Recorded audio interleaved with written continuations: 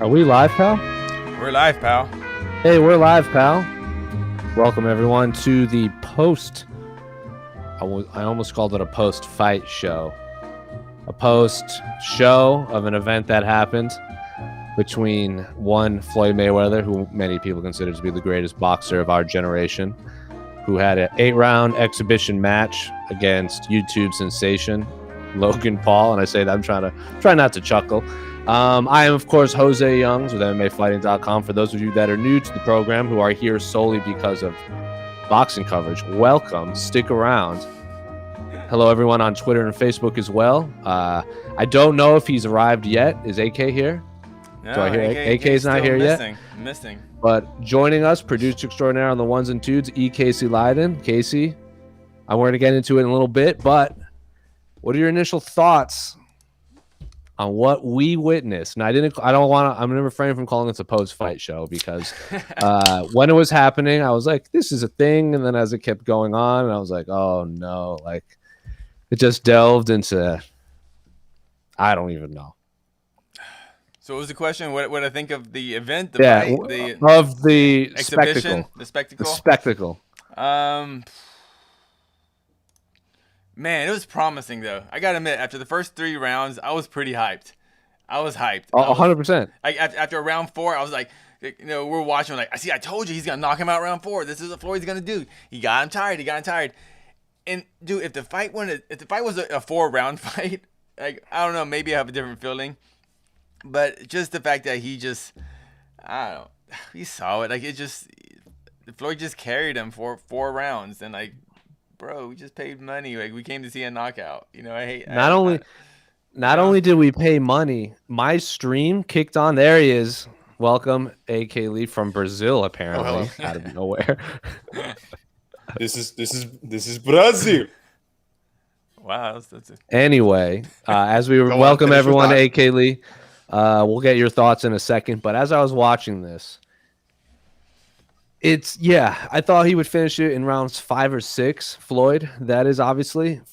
Logan Paul might have the slowest jab I have ever seen someone throw, which is fine considering his experience level. But when you're boxing Floyd Mayweather, and someone was asking me about this, like, what are Logan Paul's chances? I'm like 0, but this is going to be a weird fight because it's not like anytime you get a guy that is highly trained and skilled in one area of any sport and you're going up against a novice, I feel like half the time you just don't know what to do because they're doing everything wrong, and it's hard to train for people doing the wrong thing. Like, you're just not prepared for it.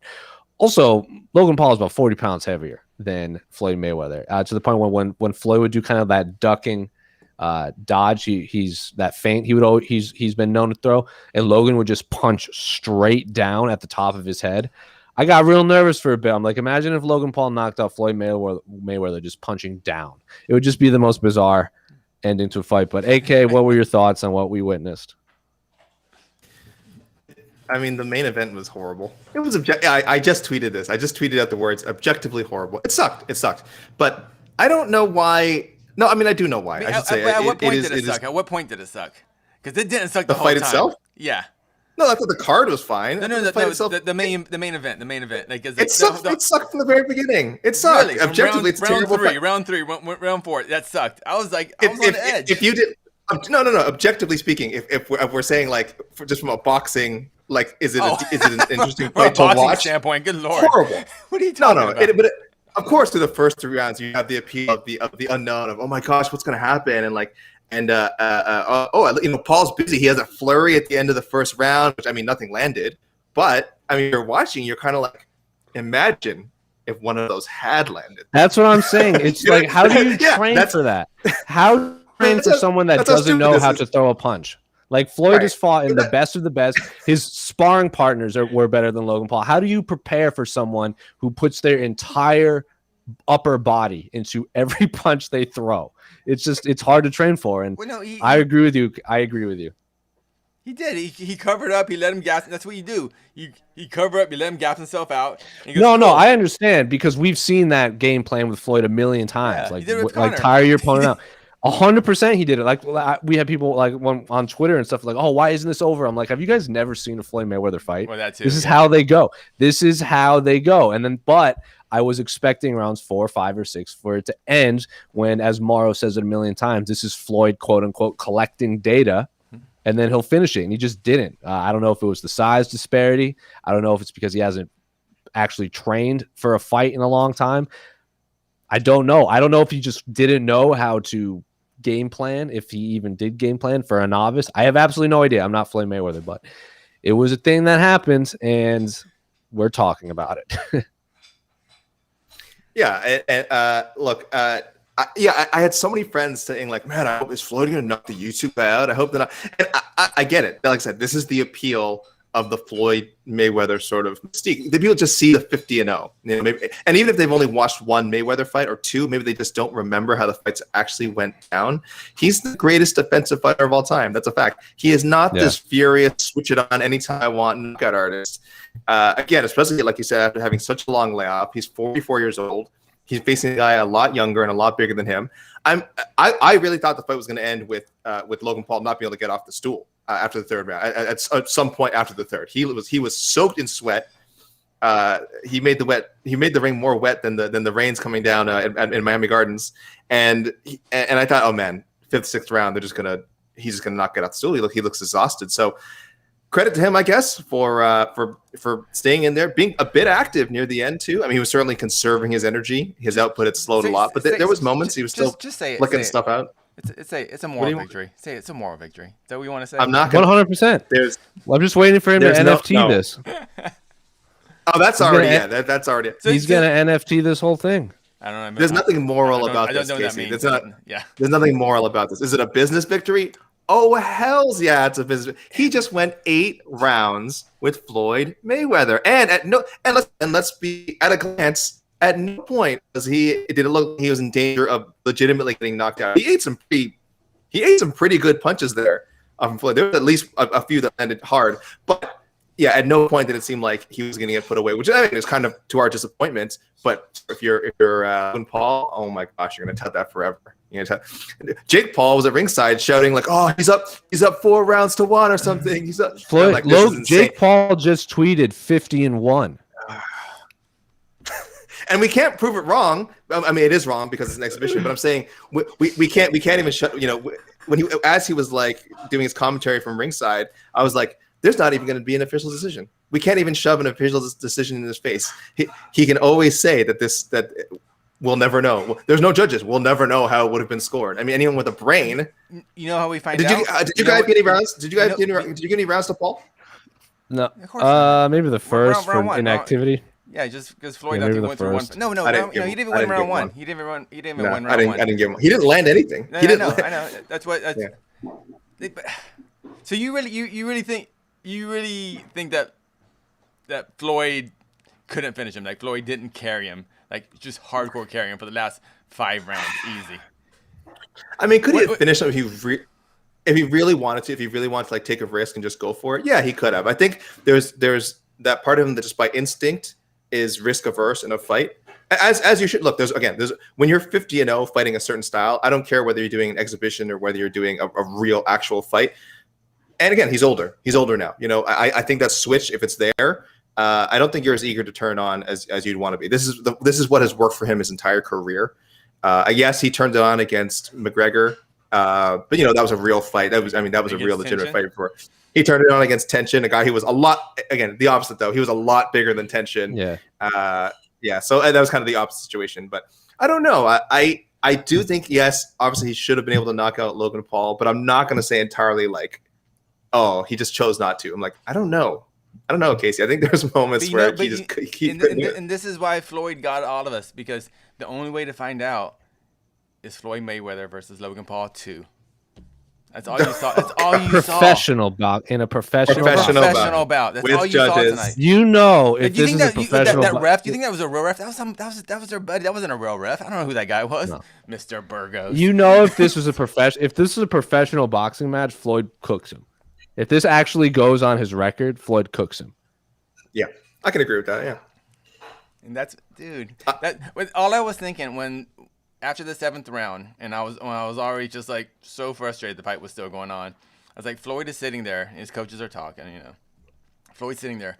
How do I make more money? Do I knock this guy out, or do I just let it go to decision? I talk nice, and then we'll have the mean press conference later, and we'll sell a rematch. What makes more money? And by that time, he's like, sell the rematch, and that's why he didn't knock him out. Hey, how unfair was it that Mayweather had Migos come out after Logan Paul's entrance to cool Logan? Obviously, Logan Paul had timed his entrance and everything. He was all warmed up. Suddenly, you get this half-hearted, low energy. It wasn't even a high energy Migos performance. They seem pretty much going through the motions. It was a long walk. I think that it was a long and they then, played and a full song. They played the entirety of the song. Even the skits before and after in the CD. I think that cooled Logan Paul off. Who knows what would have happened without the Migos interference? So well done, Mayweather team and Showtime or whoever was responsible for that. It's classic gamesmanship. And you notice the fight had to go at least 3 rounds because Showtime and Mayweather Promotions had already had 2 trailers to play in between rounds 1 and 2. After that, this is true. After that, they went to the corners. So the fight had to go to 3 rounds because Fast and Furious Part 9 already paid their money. They got to that's got to air. Hey, don't forget Escape Room Tournament of Champions. Thank you. And Fast and Furious, whatever. Infinity. Yeah, he just said Fast 9. Look, mission accomplished. This might happen. And we're talking. I can't believe this might happen. Mission accomplished. As far as this is everything that these guys said it was gonna. Because I don't remember Mayweather being kind of out and out like, this is what was so weird to me was people coming to me and being like, when's he gonna knock him out? I'm like, he hasn't really been saying like, I'm gonna school this guy and just smoke him. He said he was saying the same thing he said in a speech after. Which, by the way, guys, I don't know if you know, he had a lot of fun. I think he said that like 10 times. After the fight, and he was kind of saying stuff like that in the lead up to the fight, just kind of like, this is a legalized bank robbery. I'm just having a good time. The announcers, the main narrative of the commentary was how much money both guys were making. Again, I'm not saying this is the first fight that this ever happened with, but I think we all know what we signed up for. I don't know how you guys felt about Jesus and Miro. I thought they were really funny, and I thought they were treating the main event with the seriousness that it deserved, which is to say none. So I don't know. Yeah, they were kind of 50-50 on it, yeah. They were great, actually. Yeah, mileage may vary. Maybe people didn't like because they weren't taking it seriously, but this wasn't a serious fight. There were serious fights on the card. The main event wasn't one of them. Let's be honest here. I like when whoever, I don't know which one, it wasn't Morrow, obviously, but it was one of the other guys on the commentary when they cut to Jake Paul, and Jake Paul was like, Logan Paul is beating Floyd Mayweather, and someone just went, "Shut up!" Shut up. In the booth, this went, "Shut up!" He's not. He's not. Yeah, I did appreciate kind of going off the fight, but how they had 2 different commentary crews, kind of the serious commentary crew for the real fighters, and then the fun commentary crew for the fun fights, which is what it was. That was smart. Logan Paul, that was actually big thumbs up from Showtime for that idea. Mm-hmm. Like, also, just good on Logan Paul, man. Like, the dude wore a Charizard medallion out. Can you explain that? Can you explain that? I didn't know what that meant. So he wore their. Oh my god! This could go for a while. Sorry. People that are tuning in are going to be real annoyed with what I'm going to say right now, and I'm going to hate myself. No, you know what? I'm not ashamed because I know all this. So the 1999 base Pokemon set had 102 cards. So if you get a base set from 99 on the bottom right, I believe it says like a number out of 102. They're not the order of the Pokemon in the lore. It's the order of like each card. So like the first Pokemon in like the one is Bulbasaur. He's not the number 1 card. Charizard is technically the 4th card of the original set of the base 102. So he would have a 4 out of 102. Now, if you look at the Pokemon holographic card, there are some where they drop shadow and some that don't have a drop shadow. Ones without the drop shadow are very expensive. One of the original base set 102s without the drop shadow could probably go for $15,000. And he was wearing it as a necklace. I saw someone say the card was worth $150,000. So maybe I read that wrong. Like 15,000 would be like the low end, like a high grade. You would have to grade the card, like based on. This was apparently a foil as well. This was a foil Charizard. Yes. If it's a foiled shadowless 4 of 102 Charizard card, it could pay for college. We're talking super rare. And if people are wondering, like, what the hell? Why would he walk out with that? I don't know. I assume he didn't buy it. I assume he. So he is. If anyone is aware of, there is a massive surge in popularity of trading and collecting and flipping Pokemon cards, and it is directly because of Logan Paul. Okay, so he's Paul made a ton. So he obviously is from my generation of kids where we kind of grew up with it. One of the original ones, and he bought like a $2,000 box set of Pokemon and flipped it on YouTube. Like he opened it on YouTube and flipped it for like an absurd amount of money, and he became obsessed with making money off of that. So in the Pokemon card trading world, they're very upset at him because they have, well, it's a double-edged sword. They made their cards worth a lot, but now they're harder to find, and people are just buying them to flip. Okay. They are, dude. Like, I got asked, man. I'm just answering the question. I know. Yeah, and before anyone asks, like, oh, who would watch that? A guy, if you like YouTube Pokemon unboxing, you'll find literally like videos of just millions. Again, he probably has the most popular one, but there's millions of views. There are Twitch channels where people just do nothing but they buy a box and just unbox it and just people watch it. This is a real thing, people. We're not making this up. We're not saying we're not like gonna push this like as like, oh yeah, this is a big trend. No, this is a real thing. Yeah, like you made a lot of money off it. I just wonder. Yeah. Whatever. So, AK, you think that Floyd couldn't finish him, tried his best, but age just got to him? I don't know if he was. I think I'm more saying I don't know if he was trying his best tonight. I think the version of Floyd Mayweather that stepped into the ring tonight would have had a lot of trouble knocking out Logan Paul if he decided like in during the fight, oh, I'm going to do this now. I'm not sure he could do it. I do think there's a certain level of preparation and fitness that is needed to knock. Logan Paul is a lot bigger, and let's again, he's an athlete. He is an actual athlete. He does have he is. I would go. No, you can't say that guy's not an athlete. I am very curious because I know the contract was like Logan couldn't weigh like more than 190 or however much he weighed in. Like because everyone kept saying Logan's like above 200 pounds. So he obviously had to cut some weight. I am very curious to see how much he weighed on fight night. Like how much the actual size disparity was. He was huge. He done, like we always bring it up. He done wrestling as an amateur. Yes, it was a long time ago, but there is again that I do consider that sort of like somewhat credible combat sports experience. But even if you don't, he is even if you say, oh, that's a lifetime ago, doesn't matter. He is clearly still someone who's in really good shape and who's an athlete. And I know Floyd Mayweather, one of the greatest boxers of all time, but that doesn't mean you're necessarily a gifted knockout artist who can just take out anybody. Someone who's like, again, maybe 40 pounds heavier than you, maybe more than that on fight nights. So again, this version of Mayweather, I don't know if he can just turn it on like that. But if he had seriously trained for the fight, yeah, of course, I think he could have taken him out. Would you watch the rematch in 1 year? Do I have a choice? No, seriously. If I had to choose, I would. That's what I mean. would. And that's why this fight worked. It sucked. I don't have any problem with this fight actually happening because the number of people that the number of tweets I saw saying like complaining specifically about this fight before the fight even happened. Like I just think that's sour grapes. You go to the circus for a good time. You watch the circus for a good time. I don't have any problem with the existence of this fight. I just wish Floyd turned it on. Just put on a show, but it is what it is. It was an exhibition match. I'm not upset with the outcome whatsoever. We know his fights. We know Floyd Mayweather fight. This is nothing new. I don't even think it was a bad fight. I appreciate Floyd's style of fighting. It's exactly what happens. But I appreciate his style of fighting. I also understand people not finding it exciting. If someone tells me they don't find his style exciting, I don't blame them at all. And this was just terrible. Well, that's kind of the magic of Floyd Mayweather. Most people have never actually seen a Floyd Mayweather fight. Yeah. That's the magic. That's the magic. This was the fallout. This was the fallout with Mayweather Pacquiao. Everyone was really upset. Which was a good fight. Yeah, and I scored it. Like I think it was everyone. The judges had it 8-4. People thought it was 8-4 Floyd. I thought it was 10-2. I thought Floyd pieced him up defensively. Yes, I know Pacquiao. He basically disarmed him in the middle of that fight.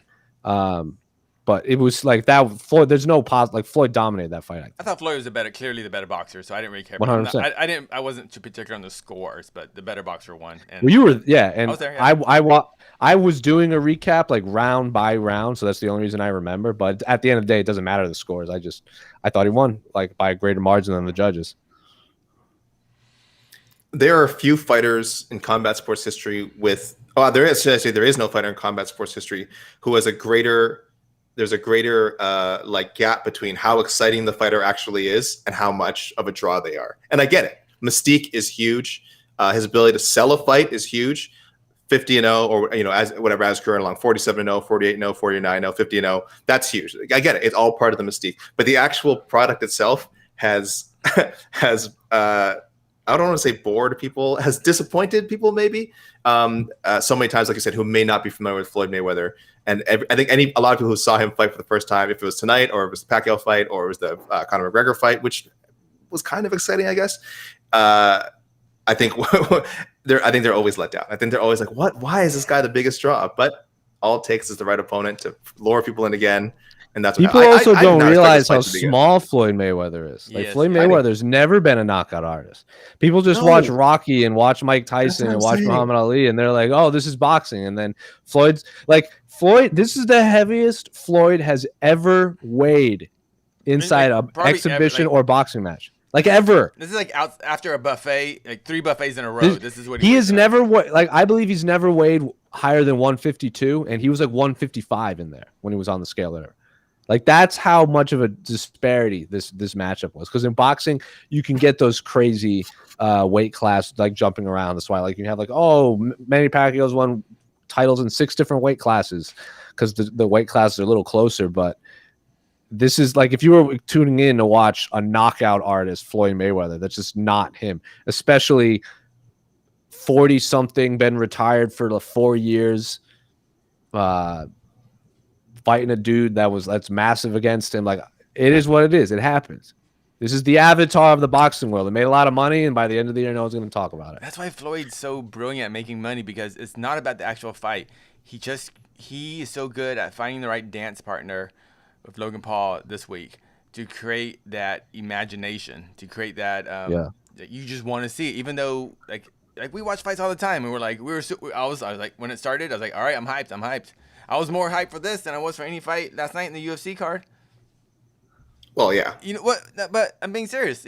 Like this is what it's just entertainment, and it created our imagination. It created a thirst for something. Like we wanted to see violence. Like, we wanted to see violence. That's why we're kind of disappointed. But we paid our money. We watched the Fast and Furious commercials, so they did their part, and we got tournament champions. Yeah.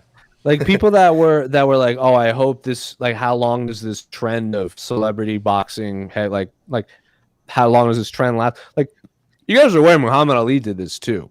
Like this isn't going anywhere. I was gonna say. Like, do you remember? Like Casey, I know you remember. Remember when Mike Tyson was supposed to box Bob Sapp? Yeah. That was K1. Like that. Like this is not anything new. It's Why did that fall anywhere. through? Why did that fall through? I think Mike Tyson just being Mike Tyson. That wasn't the Mike Tyson of today. Kind of that fight could still happen. I don't know. That fight is still possible. But I think Bob Sapp has his hand full with Fight Circus. Look, these exhibitions. He's got to face John Nutt. Look, these exhibitions.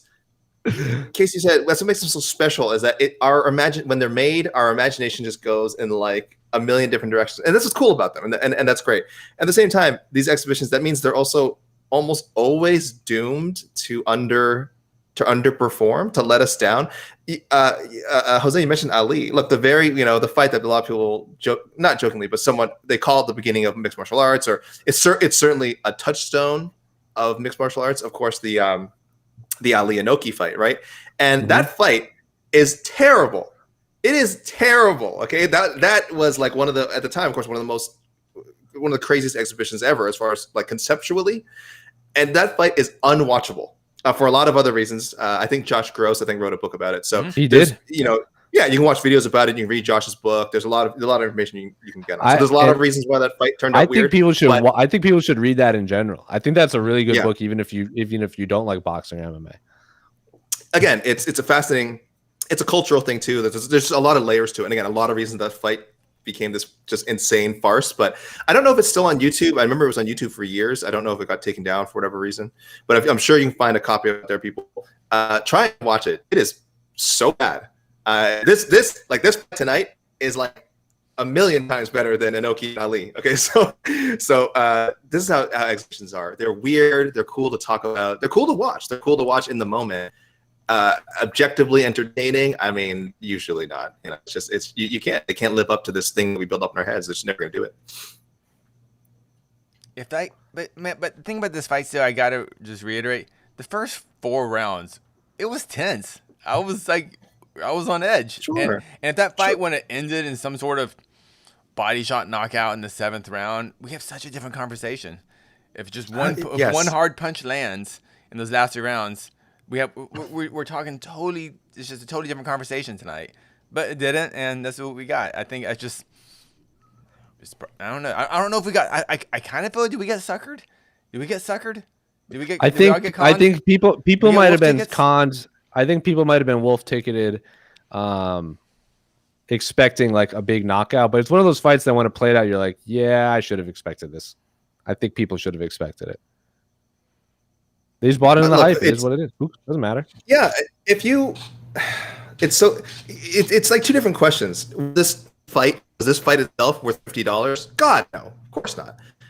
But if you knew what you were getting, like we kind of did, if you kind of understood again that there was the possibility for disappointment, and that the excitement was strictly again about what we built up in our heads and about the personalities involved, not necessarily the actual boxing abilities of both guys, then you did get your money's worth. I don't know how you can say you were disappointed, because unless your expectations again were of a knockout, which is fine.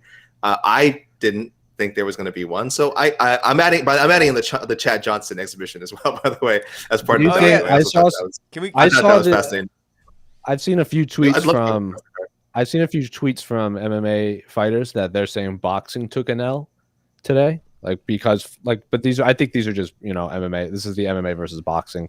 I think UFC fighters just protective of their sport and vice versa. Do you think in the eyes of fans, say that boxing did take an L, and that is the consensus? Do you think it's a bigger blow for boxing that Floyd didn't knock out Jake Paul, or a bigger blow for MMA that Jake Paul knocked out Ben Askren?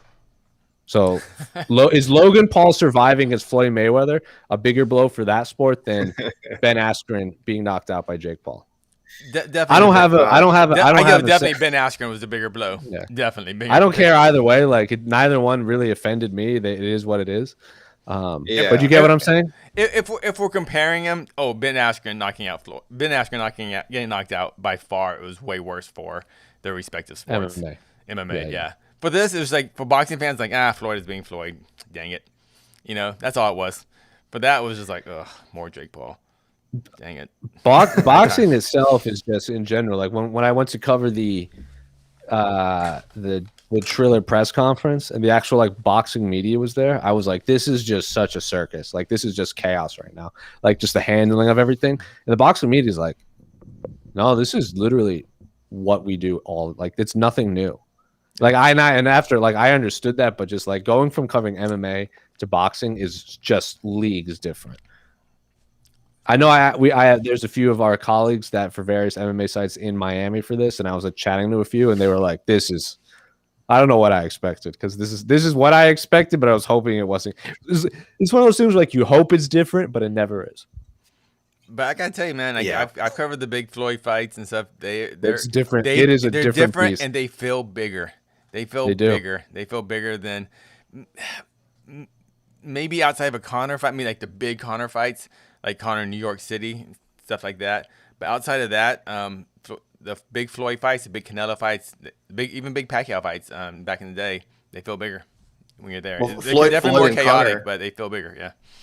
Floyd and Conor in Toronto, the press conference thing, that's still like the craziest energy I've ever felt at one of those. I haven't been on to too many, but like that was. Were you there live? Were you there at the venue? That was where I first met you. I think that was where I first met you formally, because I literally just been recruited. I don't even think I was officially with MMA fighting yet. I think I remember now. Yeah, okay, yeah. Yes, and I briefly met you, and I remember the look of the withering look you gave me, like oh, new guy. Okay, and just back. I mean, you. I guess you were kind of busy that day. I guess filming like the greatest press conference in combat sports history. But I mean, you could have been a little bit nicer if we're being honest. No. But I definitely could have. Much like Floyd, you chose not to. You chose not to act. I made a financial decision. Yeah. To this day, I've never felt or seen an energy like that there was. I think it was at the Molson Amphitheater or whatever it's called now, and that was crazy. So yeah, and that was the combination of Floyd and Conor, and it was just like, holy crap, this is like another planet. Like this is like unlike anything I've ever seen. Well, I know our viewers are probably like, why are you spending so much time on this? So any last words before we wrap it up for this week, before we go into UFC 263 fight week? I really enjoyed Herd and Arias. Yeah, that fight ruled. Oh, that fight was amazing. That fight was great. With the rain and the drama and the bad and the bad knockdown that shouldn't have been a knockdown. And then the judges actually scored it right. Where I think we were all expecting a bad scorecard, and the judges actually scored it right. It was like, what? It was just it was amazing. That was a good. It sucked because I didn't know very much about it. I knew who Swift was. I recognized him, but I didn't know who the other guy was. But man, I was in that fight. I don't know. It was pretty awesome. Yeah. Thank you for bringing that up. I think more. I wish that was the co-main event. I understand Badu Jack is the guy. That was just unfortunate. Because that was unfortunate. Well, that was also a last-minute change of opponents. Yeah, well, because of past. Yeah. So it's one of those like when King Mo and Rampage were headlining the pay-per-view, like Bellator's first pay-per-view, and people were like, "Oh, was that the first one?" Yeah. And then people were upset, like, "Oh, they Eddie Alvarez and Chandler." No, I think Eddie Alvarez Chandler. I thought Eddie Alvarez Chandler was the co-main event for that. No, because they were in different cities because I was at them. No, I know one was in Memphis. Well, so what I think it was, what I think actually happened was, I think King Mo and Rampage the rematch was supposed to be the headliner. So it was supposed to, and then it fell apart or whatever. And then but the original, I think Eddie Chandler was the original co-main event. Didn't have a problem with it because that's how people tune in. They tune in for the craziness at the top, and then you happen to find Eddie Alvarez and Michael Chandler. I have no problem with cards being stacked like that unless there are titles involved in multiple things. Is what it is. But anyway, AK, anything else you want to say before we wrap up this show? No, that was great. Chad Johnson, I thought that was certainly interesting to watch. I thought Brian Maxwell made the most of his moment in a weird way. He almost knocked him out. That's pretty cool. That's really all you can ask for. That fight was also an exhibition, so technically there wasn't a winner. I had Maxwell. I gave him a 10-8 that round, so technically he won the fight in my eyes. But his post-fight speech, a little awkward. But yeah, overall, I was enjoying the show. I would have liked more musical acts. I mean, Migos, and again, Migos, a little low energy, guys. I know you guys are a big deal, but a little low energy. You got to perform like it's the first time every time. So I could use a little more Doja Cat. I could use a little more Black Keys, but it is Showtime. It is Showtime, not Triller. So yeah, I thought overall good product. See, here's why I don't want that to happen, because then it will devalue the Triller events. You're right. Let it be. Let Triller be what it is. Yeah, but and again, even though I'm crapping on the main event, because again, it was just objectively a terrible fight to watch, but it had the intrigue. Had the intrigue that they said it would have. Again, at least through the first few rounds, before people realize, oh, it's another Mayweather fight, and Logan Paul has no idea what he's doing. When you said intrigue, I thought of yesterday's card when it's like, "Whoa, this card was intriguing." No, if I say interesting, that's my code word for doo-doo. So, but overall, like I said, if $50, I thought it was fine. Again, if you were disappointed, you were expecting way too much from that fight. And before we go, I had my first because we weren't expected to do this post show, but the fans demanded it. But we had like 4 or 5 people over watching fights, like for the first time since I don't know, pre-pandemic. I was like, wow, this is. But my girlfriend has watched. It was interesting. My girlfriend has watched 2 fights with me, like 2 cards with me. Habib versus Dustin Poirier, and this. That is. There you go. It caught the imagination of the people, man. Caught the imagination of the people. Same caliber fight. Rub it in, Casey. We're still on lockdown here in Ontario, so all my Ontario bulls.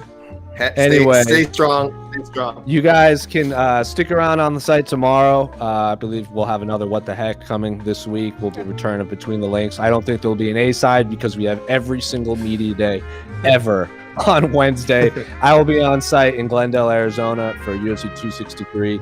I believe Mike Heck will be on site for, is it Bellator 260? Something like 260? That. Yeah. 260. Douglas Lima defends his welterweight title. So stick around on our YouTube page. Go watch our own Damon Martin, Stephen Morocco's recaps. of the circus, the spectacle. And after that, go watch all of our fallout from UFC Vegas 28. Because remember, Jairzinho Rosenstrike got a big knockout again on Saturday. But until then, I'm Jose. That's AK. That's Casey. We're out. Fist pose. Fist pose, everyone. No. No? Stop it.